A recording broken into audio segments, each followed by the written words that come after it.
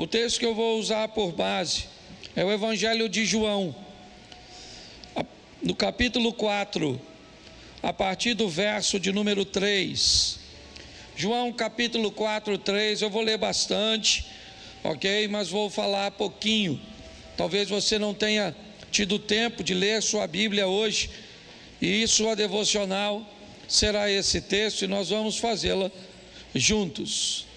Deixou a Judéia, retirando-se outra vez para a Galiléia. Vamos lá. Travou? Bom, e era-lhe necessário passar pela região da Samaria. Assim Jesus chegou a uma cidade samaritana chamada Sicar, perto das terras que Jacó tinha dado a seu filho José. Ali ficava o poço de Jacó. Cansado da viagem, Jesus sentou-se junto ao poço. Era por volta do meio-dia. Nisso veio uma mulher samaritana tirar água. Jesus lhe disse: dá-me um pouco de água, pois os seus discípulos tinham ido à cidade comprar comida. Então a mulher samaritana perguntou a Jesus: como sendo o Senhor um judeu, pede água a mim, que sou mulher samaritana? Ela disse isso porque os judeus não se dão com os samaritanos. Jesus respondeu: se você conhecesse o dom de Deus e quem é o que está lhe pedindo água para beber, você pediria e ele lhe daria água viva. Ao que a mulher respondeu: o senhor não tem um balde e o poço é fundo. De onde vai conseguir essa água viva? Por acaso o Senhor é maior do que Jacó, nosso pai, que nos deu o poço, o qual ele mesmo bebeu, assim como seus filhos e o seu gado? Jesus respondeu: quem beber desta água voltará a ter sede, mas aquele que beber da água que eu lhe der nunca mais terá sede. Pelo contrário, a água que eu lhe der será nele uma fonte a jorrar para a vida eterna. A mulher lhe disse: Senhor, quero que me dê essa água para que eu não mais tenha sede, nem precise vir aqui buscá-la. Jesus disse: vá, chame o seu marido e volte aqui. Ao que a mulher respondeu: não tenho marido. Então Jesus disse: você tem razão ao dizer que não tem marido, porque já teve 5 e esse que agora tem não é seu marido. O que você disse é verdade. A mulher então lhe disse: agora eu sei que o Senhor é um profeta. Nossos pais adoraram nesse monte, mas vocês dizem que em Jerusalém o lugar onde se deve adorar. Jesus respondeu: mulher, acredite no que eu digo. Vem a hora que nem neste monte nem em Jerusalém vocês adorarão o Pai. Vocês adoram o que não conhecem. Nós adoramos o que conhecemos, porque a salvação vem dos judeus. Mas vem a hora, e já chegou, em que os verdadeiros adoradores adorarão o Pai em espírito e em verdade, porque são esses que o Pai procura para seus adoradores. Feche os seus olhos. Senhor nosso Deus e Pai, em nome de Jesus, eis aqui a Tua palavra, continue falando conosco. Usa-me como um canal de bênção nesta hora, pelo poder do nome de Jesus. Você pode dizer amém? Amém. Bom, mais uma vez Jesus está numa de suas caminhadas, numa de suas diligências, e agora passando em território hostil, um ambiente que não era frequentado pelos judeus, um ambiente dos samaritanos, certo? Apesar de serem, ou de terem a raiz na mesma família, havia um litígio bem desconfortável entre os judeus e os samaritanos. E agora Jesus veio para salvar a todos. Então a história aqui é pautada em salvação. No domingo eu conversei com vocês sobre a preparação que precisaríamos fazer para enfrentarmos a segunda morte, tá certo? Essa foi a temática. O que tens preparado? Para quem será? Nós temos 2 vidas, uma no corpo físico e outra na alma. A palavra morte quer dizer apenas, de uma forma bem simples, separação. Você morre a primeira vez quando o espírito deixa o corpo. Você corre o risco de morrer a segunda vez quando a alma é separada de Deus. Quando nós olhamos para tudo isso, nós vamos descobrir algumas coisas bem importantes nesse texto. Primeiro, nós vamos observar a história desta mulher, porque ela vai de alguma forma nos representar. Vamos esquecer as questões de gênero, vamos esquecer a dificuldade que ela está enfrentando aqui, vamos apenas focar no que essa mulher está buscando, ok? É importante que a vida dela está pautada em duas direções. Uma, ela é física, ela é material, mas a outra não tem a ver simplesmente com questões físicas, financeiras e materiais. É lógico que ela tem um cântaro à mão, ela tem uma corda, o que indica que esta mulher está em busca de água, tá certo? Isso é algo para seu corpo físico e não para sua alma. Ela sai de casa para buscar no poço de Jacó uma água, e é simplesmente isso. Não tem nada de extraordinário nisso, não tem nada de sensacional, é muito comum. Ela é uma pessoa que vive nesta terra, e por viver nesta terra, neste mundo, ela tem necessidades desta terra e deste mundo, e uma delas básicas é água. O ser humano basicamente depende de água, abrigo e alimento. Então, quando olhamos para isso, é essa história que nós vemos. Porém, por detrás desta mulher existe outra procura, porque ela não é apenas um corpo, ela não é apenas matéria. Tem outra coisa que ela está buscando. Ela busca a satisfação de um relacionamento. Ela busca a tão sonhada felicidade que a maioria ou todo ser humano emocionalmente saudável está buscando. Ela quer ser feliz, então permita a ela buscar sua felicidade onde? Onde ela acredita que a felicidade está.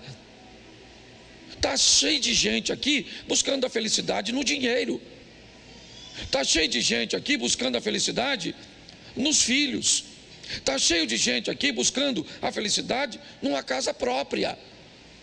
Porque as pessoas vão buscar a sua felicidade onde ela acredita que a sua felicidade está. Isso é extremamente respeitoso. Nós olhamos para alguém que é uma lutadora como você, que tem buscado seu alvo, que tem buscado alcançar seu propósito ao longo dos anos. É somente isso que ela está fazendo.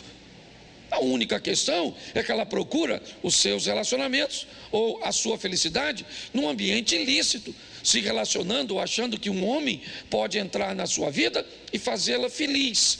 É isso que ela pensa. Ela é uma lutadora como todos nós, como você que sai de casa todos os dias, certo? Talvez não para buscar a água que ela buscou no poço, mas para buscar o recurso para a luz, para o gás, para o alimento, para a internet, para o colégio e para tantas outras coisas. A história da mulher é a mesma nossa, ela só precisa de uma boa consciência de adaptação, é somente isso. E ela está lutando para alcançar tudo isso sem sucesso. É isso. E na minha visão, tem alguém que está olhando as pessoas que não desistem. Tem alguém que está olhando as pessoas que procuram a felicidade, que procuram a plenitude, certo? Que procuram ser felizes. Está certo. Quando esse alguém olha para tudo isso, ele tem um mensageiro neste mundo. Ele enviou seu filho. E seu filho vai ser destinado a ter um encontro com esta mulher. Não é nada apropriado, diga-se de passagem. Primeiro, porque é uma abordagem a uma mulher. Isso já era algo, que não era muito recomendado. Segundo, ela era uma samaritana. Então Jesus vai quebrar, alguns protocolos, vai quebrar alguns estigmas, algumas coisas, para chegar até esta mulher. Por quê? Porque ela está procurando aquilo que ele pode oferecer. Ela está em busca do que ele tem para dar. A satisfação que ela busca nos relacionamentos e não encontra, ele pode oferecer a ela, e mais, ele pode dar a ela acesso à salvação. Preste atenção nesse encontro. Meio-dia, Jesus fica sozinho para encontrar a mulher. Seus 12 discípulos vão a Sicar, um pequeno lugarejo de Samaria, para comprar comida. Ele senta próximo do poço quando ela vem para tirar a água. É só isso que ela quer. É a água, tá certo? E essa outra parte da alma, de suas emoções, ela continua tentando resolver. Quando ela se aproxima do poço, Jesus a aborda, dando a ela uma vantagem extraordinária no diálogo. Jesus faz com que ela pense que ela está em vantagem. Quando Jesus diz que depende dela, ele põe ela em vantagem. Todas as vezes que você demonstra para outra pessoa que precisa dela, inevitavelmente essa pessoa se sente um pouco mais confortável. Então ele disse: você pode me dar de beber? E ela disse: como o Senhor, sendo judeu, me pede de beber a mim, que sou samaritana? Esse diálogo não deveria existir entre nós. E Jesus começa a conversar com ela e disse: mulher, se tu conheceras o dom de Deus e soubesse quem é o que te diz, dá-me de beber, você é que me pediria e eu te daria da água viva. Ela disse: o poço é fundo, moço, o senhor não tem com que tirar. És tu maior que o nosso pai Jacó, que bebeu ele mesmo deste poço, como também o seu gado? E Jesus volta a falar para ela: mulher, aquele que beber desta água tornará a ter sede. Note que ele está o tempo inteiro buscando falar com ela. Eu não estou conversando com você sobre coisas terrenas. Eu não estou conversando com você sobre a água do poço. Eu não estou falando sobre o seu corpo. Eu estou falando sobre sua alma. Eu vim aqui para dar a você aquilo que você está procurando e não consegue achar em lugar nenhum. Você está tentando buscar na bebida? Tenta buscar no sexo livre, tenta buscar na comida, tenta buscar no dinheiro, nas compras, tente buscar nas viagens, tente buscar na formação acadêmica, tente buscar na gestação, tente buscar no casamento, tente buscar na igreja sem achar Cristo. Tente procurar o que vai fazer a sua alma plena em lugares errados, e você vai terminar como esta mulher, uma errante. Alguém que, apesar de fazer tantas coisas, de lutar, está batalhando, certo? Como alguém que esmurra o vento. Mas agora ela está diante de alguém, de um homem, é verdade. E pela primeira vez ela está diante de um homem que não quer seu corpo, um homem que não quer prazer com ela, um homem que quer dar a ela o que ninguém pode dar, o que ninguém pode oferecer. Mas é difícil para ela entender isso. Todos os homens que ela encontrou na vida sempre quiseram tirar dela alguma coisa. É lógico que ela se fecha. É lógico que ela não consegue entender. Apesar dele ser um estrangeiro, apesar dele ser um judeu, ele também é um homem. E ela já deve estar bem traumatizadinha, certo? Com a postura dos homens. Mas Jesus começa a explicar a ela o que ele quer lhe oferecer. Diz: aquele que beber desta água tornará a ter sede, porém aquele que beber da água que eu lhe der nunca mais terá sede, porque a água que eu lhe der vai fazer dentro dele um manancial que vai jorrar. Ele está dizendo para ela: querida, sua dependência, ela acabou. Se eu entro na sua vida, eu sou o suficiente para te fazer feliz. Eu sou suficiente para dar a você o que ninguém. Não interessa o que te fizeram no passado, não interessa o quanto te feriram, o quanto te decepcionaram, o quanto te molestaram, o quanto te magoaram, o quanto te traíram, o quanto te humilharam, não interessa. Não existe ninguém que pode mudar o passado, mas existe alguém que pode mudar o futuro. E esse alguém é Cristo, numa parceria com você, porque se você não quiser, ele também não pode mudar. Então ele está mostrando isso para ela, mas é difícil. Onde o senhor tem desta água? Me dê um pouco aqui, certo? Note que a dona não consegue entender nada. Está Jesus falando de um mundo espiritual, emocional, e a mulher quer saber da água. Cadê a água? Cadê o cântaro? O senhor não tem corda, o senhor não tem isso, o senhor não tem aquilo. E eu gosto como ele aborda, porque ele foi altamente discreto, certo? Mas quando ele viu que não funcionava, ele queria salvar de qualquer jeito. Diz que quem não vai pelo amor, vai pela, e não vai com honra, vai com desonra. Ele falou: dona, vamos fazer o seguinte, vou perder a senhora não, vai lá chamar seu marido. E ela pensou: vamos voltar para a água? Eu acho que estava mais, né? Vai lá e chama o seu marido. Ela falou: aí moço, posso falar a verdade para o senhor? Eu sou o quê? Solteira. Estou na pista. É isso aí, moço. Eu não tenho marido. Jesus falou: não tem não. Certo? Bom, a senhora não tem porque a senhora já teve 5. Eu imagino a face. Pensa, você encontra com um estranho, certo? Certo? Ele é um homem potencial, mesmo sendo estrangeiro, certo? Com mais trauma, a dona ainda não achou o homem da vida dela, está até dividindo com outra. Está no texto, não sou eu que estou falando não, tá certo? Aí Jesus: a senhora não tem, deixa eu explicar para a senhora, dona.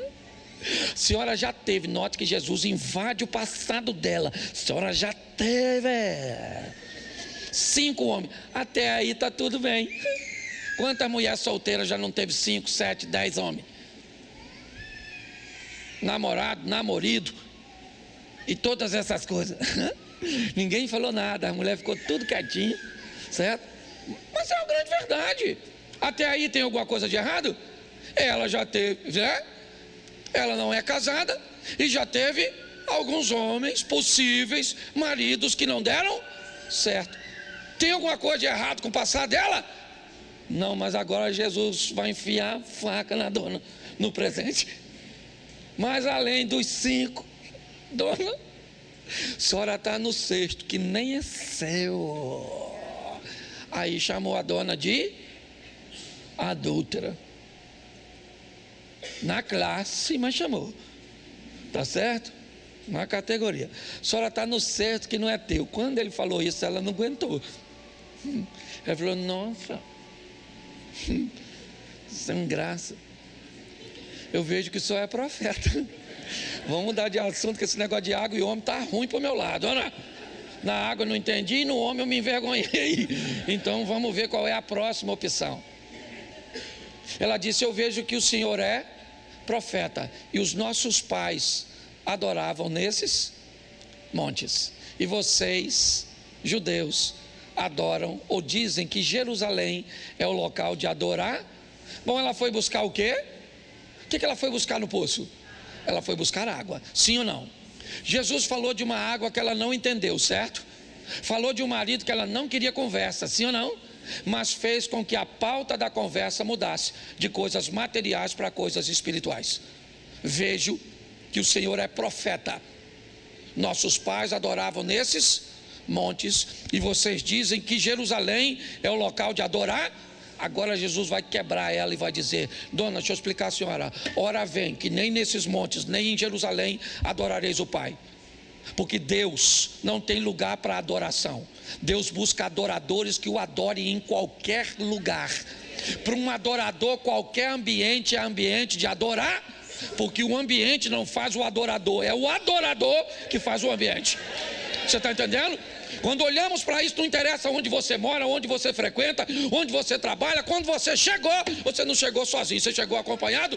Deus chegou contigo e aquele local se tornou um local de adorar. E é assim que funciona. É desse jeito. Quando olhamos para isso, Jesus começa a expor a ela um treinamento extraordinário sobre salvação. Ora, vem que nem nesses montes adorareis o Pai, certo? E agora Jesus diz algo: vós adorais o que não sabeis. É aqui que eu quero me deter. Eu vou terminar, mas volto aqui. Vocês adoram o que não conhecem. Vocês não sabem muitas coisas a respeito do assunto mais importante da vida de vocês, que é a salvação, que é ter um encontro para vencer a segunda morte. Vocês adoram sem conhecimento. Nós adoramos o que conhecemos, porque a salvação vem dos judeus. O que Jesus está dizendo é: eu estou aqui trazendo e preparando pessoas para ensinarem, vocês a entenderem sobre salvação. Porque Jesus faz praticamente um intensivo com esta mulher, porque é ela que vai ficar como evangelista em Samaria, não é nenhum de seus discípulos. É por isso que Jesus fala com ela coisas que sequer conversou com os discípulos. Uma conversa dessa: ora vem que nem nesses montes, nem em Jerusalém adorareis o Pai. Talvez se essa frase fosse dita a Pedro, ele não teria reclamado de ter que ir conversar com Cornélio. Com Ananias, ele não teria restrições para ir até Paulo, certo? Essa é a grande verdade. Mas Jesus está falando com ela de conhecimento. Hoje nós temos que lidar como pastores com pessoas que passam dezenas, talvez centenas de horas por semana, escutando todo mundo, ouvindo todo mundo. É todo tipo de teologia, entendeu? É um apagão que vai vir, e estão cortando o cabo no ar, que todo mundo vai ficar. O pessoal chega na igreja, tudo: que hora corta o cabo? Que hora? Sabe o que é isso? Eu aprendi uma coisa com o Padre Léo, falecido, Padre Léo da Missão Carismática, um dos maiores preletores que já ouvi na minha vida foi esse cara. E uma vez, certo, ouvindo uma palestra de Padre Léo, ele disse para mim, foi diretamente para mim ali, sabe, eu peguei aquilo para mim: nunca diga vou assistir televisão, diga eu vou assistir programas de televisão, e selecione o que você vai assistir. Quem assiste tudo acaba não sabendo nada. Então, se você tem acesso à internet, cuidado, porque às vezes combater a quantidade de coisas que você escuta é difícil. E o sistema, ele é inteligente. O Lula falou uma frase extraordinária. Cara, como o cara pode ter um nível de sabedoria? Sabe o que ele disse essa semana agora? Que o Brasil não precisa investir em inteligência artificial, porque já tem gente demais inteligente no Brasil. Cara, eu fiquei assim, eu achei até que era a Dilma. Eu fui ver de perto, porque eu achei fantástico, certo? A frase. Pare e pense numa coisa desse tipo. O que acontece? As pessoas estão escutando tudo, sem avaliar praticamente nada, e nós temos 4 horas, 6 horas por semana para lutar contra tudo isso que você está ouvindo o tempo inteiro. É pouco tempo para a gente. Eu já estou querendo fazer culto todo dia no projeto começar. Aí eu não sei mais se nós vamos ser crente ou vamos ser da igreja. Não é? Porque vem tanto na igreja que você nem mais é crente. Você é da igreja. É assim que funciona. Então Jesus começa a conversar com essa mulher, sabe? E mostrar a ela a dificuldade de conhecimento que as pessoas estão tendo. A dificuldade de entender a respeito de um dos assuntos mais importantes de sua vida, que é a vida eterna. Então ele explica para ela que se ela vai se tornar uma adoradora, não interessa se é Samaria, se é Jerusalém, não interessa se é no Egito, se é na Babilônia, se é na Pérsia, certo? Não interessa, certo? Um verdadeiro adorador, ele é um adorador em qualquer lugar e pronto. Posso ouvir um amém? Amém. E aí ele fala sobre conhecimento, e agora ele diz o seguinte, ele diz, porque o Pai anda buscando verdadeiros adoradores que o adorem em espírito e em verdade. Eu gosto dessa colocação por duas coisas. Primeiro, porque a minha visão espírito, adora em espírito, tem a ver com aquilo que é abstrato, com aquilo que não é palpável, né?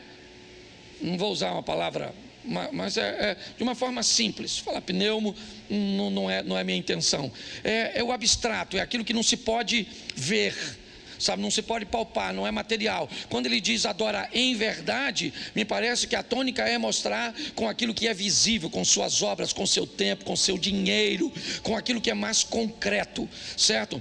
Mas ele diz que o verdadeiro adorador é aquele que consegue adorar, certo, de forma material, palpável, visível, com boas obras, mas que consegue também adorar em espírito, ok? Entendendo o que é oração, o que é jejum, o que são aquelas coisas que nós não temos como palpar, com a sensibilidade das coisas espirituais. Me parece que é isso que ele está querendo dizer. Só que ele me dá uma informação tão preciosa nesse texto, que ele diz que aquele que adora a Deus em espírito e em verdade, ele é alguém que Deus está procurando. E aí eu vou te dar uma dica que para mim, certo, tem funcionado. Não é um único modelo, diga-se de passagem, mas eu aprendi, certo, talvez a lidar com ele para poder divulgá-lo. Você pode buscar a Deus, buscar-me-eis e me encontrareis, quando me buscardes de todo o vosso. Isso não é bíblico? Então existe um modelo de se relacionar com Deus. Que modelo é esse? O modelo da busca, da procura. Me procure nas madrugadas, certo? Nós temos ênfase a isso, mas eu quero te oferecer um outro modelo que também é muito bom e eficaz. Viva de tal forma que você se torne alguém que Deus está buscando. Se não está funcionando para você, pastor, eu estou procurando a Deus e não estou encontrando, então pare de procurar a Deus e se torne alguém que Deus está procurando, que se você não o achou, Ele vai achar você, pode ter certeza, certo? Se você teve dificuldade de encontrá-lo com esse modelo, talvez é simplesmente porque ele não é o seu. Entendeu? Talvez por isso você não achou, pastor, mas eu procuro a Deus, eu me dedico, eu procuro e não sinto, eu não vejo. Então pare de procurar a Deus e descubra quem é que Deus está procurando e torne-se alguém que Deus está procurando. Isso tudo ele está transmitindo a uma samaritana. É isso. E ela vai entender perfeitamente. Quando Jesus termina de explicar isso, não é Samaria nem Jerusalém. Olha só, vocês adoram o que não conhecem. No final, ela diz, mas nós estamos esperando o Messias. E aí Jesus diz para ela, eu sou o Messias, eu que estou falando contigo. Ela já sabe. Depois que ela já sabe quem é o Messias, já sabe que um adorador não tem lugar para adorar, e já sabe que Deus está buscando adoradores que o adorem em espírito e em verdade. Sabe o que ela fez com o cântaro d'água? O que ela fez? Largou na beira do poço e foi embora.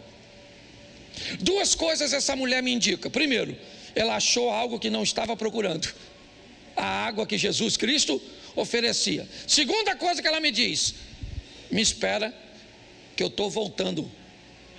Prova disso é que eu deixei meu cântaro aqui, certo? É isso. Eu imagino os discípulos chegaram, talvez ela também deixou o cântaro, por quê? Porque talvez os discípulos também não tivessem recipiente para tirar a água, Jesus não tinha, ela mesmo falou, também pode ter sido, né? E ela vai, quando ela está indo, quem é que está vindo? Os 12 evangelistas, 12, entendeu? Estão vindo. O que eles estão trazendo? Comidinha. Eles foram a Sicar, sim ou não? Foram a Samaria. Eles falaram que Jesus Cristo salva lá? Sim ou não? Não, já falei isso aqui. Mas a mulher foi lá e falou para os caras assim, chegou lá no meio dos homens, imagino eu. Falou, aí rapaziada, eu vim lá do poço agora, deixei até meu cântaro que eu vou voltar lá. Mas eu acho que eu achei o Messias. Aí eu imagino a cara dos camaradas. Ô dona, com a vida que a senhora tem, a última pessoa que aparecer para a senhora era o Messias, tá? Ele não vai aparecer com gente da sua estirpe. A senhora não merece, porque tem gente que gosta de falar isso de nós. Tá? Porque você matava, você roubava, você se prostituía, você não era legal, você era isso, você era aquilo. Como é que Jesus te aceitou? Menino, vá para o inferno que Jesus me aceitou, e vá você e dá lembrança para o Satanás e me deixa quieto. Não dá vontade de nós falar? A gente não fala, mas para e pensa. Ela chega lá e diz para aqueles homens, eu acho que eu encontrei o Messias. Ele me disse tudo. A minha cabeça pensa muita coisa esquisita. E eu acho que só foram lá porque um daqueles caras pegava a dona antes. Eu fico pensando que se não foi isso, porque ele falou assim, ó, me disse tudo quanto eu tenho feito. Os caras falaram, maluco, deve saber de mim. Agora deu ruim, certo? E ainda acusou o casado, vai que Jesus encontra com a esposa dele e denuncia. Eu só sei de uma coisa, quando eles estão comendo, quem é que vem andando? A mulher, querida, a dona do cântaro. E o que é que ela está trazendo? O que discípulo nenhum trouxe. Gente, para ser salvo por Cristo. Olha que coisa interessante esse texto. Quando nós olhamos para isso, eu fico pensando, primeiro, se nós sabemos a respeito de nossa salvação. No domingo eu falei, não vou repetir, mas eu vi alguém perguntar algumas coisas que me deixaram bem preocupado como pastor de uma igreja. Você sabe quais são os fundamentos da salvação? Se você, como membro do projeto Recomeçar, fosse perguntado hoje por alguém lá fora, quais são os fundamentos da salvação para a fé que você professa?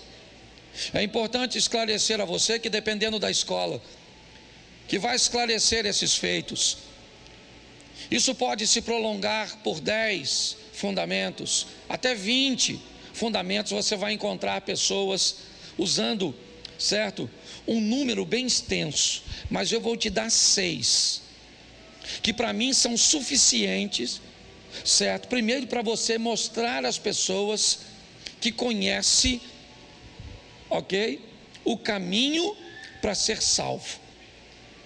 Então eu separei 6 fundamentos da salvação, porque eu quero que esteja na ponta da língua da igreja. Que eu fico pensando, se alguém abordasse um membro da igreja que eu sou pastor e falasse sobre segunda morte e ele não soubesse, como vencê-la, ele não soubesse, e perguntasse, você sabe os fundamentos da salvação, que são coisas básicas, ok? E a pessoa diria, não, eu não sei, ou se atrapalharia, e alguém perguntasse assim, quem é o seu pastor? Onde você caminha? Eu imagino a vergonha que nós seríamos. Então, se você gosta de anotar, eu acho que vale a pena você escrever, ou se você guarda, porque é fácil. Eu botei até numa sequência difícil de você esquecer, tá certo? Mas fundamentos da salvação. primeiro, somos salvos mediante a fé. Então, o primeiro fundamento da salvação de um cristão é a fé. Sem fé é impossível agradar a Deus, e é necessário que aqueles que o buscam tenham fé. Segundo princípio da salvação é fácil. Se eu preciso ter fé, eu preciso depositá-la em um lugar. Então, o segundo fundamento da minha salvação é: em nenhum outro nome há salvação. E que nome é? Jesus Cristo. O segundo fundamento da nossa salvação é Jesus Cristo. O que Jesus fez para nos salvar? Derramou o quê? O seu sangue. O cordeiro que pagou com seu sangue uma dívida que não era dele. Então, o terceiro fundamento, certo, da nossa salvação é o quê? O sangue de Cristo, que nos purifica de todo o pecado. Bom, primeiro fundamento qual é? Segundo fundamento é? Terceiro fundamento é isso. Para alcançarmos isso, precisaremos de uma postura. Num discurso narrado por João Batista, quando diz: é chegado o reino de Deus, a mensagem dele veio dizendo o quê? Arrependei-vos. Arrependimento é o quarto. Para que eu acesse o sangue, é necessário que eu me arrependa. Com o arrependimento eu vou alcançar aquilo que só o sangue de Cristo pode nos dar referente ao pecado. O que é? O perdão. O quinto fundamento é o perdão. Eu tenho fé em Cristo, que derramou seu sangue, porque eu me arrependi, e por me arrepender eu fui perdoado. Sexto e último para nós aqui, se quiser estudar depois, fique à vontade para ampliar. Mas agora que eu fui perdoado, com o perdão eu me tornei justo. Justificação. Eu fui justificado. Quando Cristo me oferece o perdão, Ele me justifica, e não há mais nenhuma condenação para aqueles que estão em Cristo Jesus. Porque fui perdoado, justificado, certo? Com o meu arrependimento, fui alcançado por seu sangue, o sangue do Cordeiro Imaculado de Deus, que me deu a fé que eu preciso para viver tudo isso. Isso Jesus está expondo a esta mulher. Porque preste atenção, quanto mais preparado você estiver para viver lá fora, menos engano. São coisas simples, que se até nós que somos pastores fomos questionados de repente, quais são os fundamentos da salvação? Tem gente que até manter isso nítido na nossa mente é muito importante. Por quê? Porque queremos uma igreja que vá morar no céu, que consiga vencer o pecado. Sabe, eu vou continuar falando isso aqui até que Subirá venha falar. Ele vem no nosso aniversário, mas não vai dar tempo para dar 2 horas a ele para falar. Como é que eu vou dar 2 horas? Nós vamos fazer um treinamento sobre essa graça transformadora numa outra data. Falei com ele para vir. E aí quem quiser vir, fala por quê? Porque, escute só, a palavra graça também significa poder para vencer o pecado. Até outro dia a palavra graça para mim se via apenas como um favor e merecido. Mas aí eu descubro que, por isso que a Bíblia diz, conhecei e prossegui em conhecer ao Senhor. Aí eu descubro, depois de tantos anos, que muito mais do que um favor que não se merece, quando Jesus estava dizendo à mulher de João capítulo 8, vá e não peques mais. Ele estava falando sério. Quando ele diz ao ex-paralítico do tanque de Betesda, certo? Não peques mais para que não te suceda coisas piores. Não era uma linguagem figurada, era uma linguagem literal. A nossa comunhão com Deus, com o Espírito Santo, com a leitura bíblica, com a meditação, pode nos fortalecer a ponto de praticamente erradicarmos o pecado da nossa vida. Entendeu? Talvez chegarmos a um nível tão alto quanto chegou o apóstolo Paulo ou o rapazinho, o jovem rico.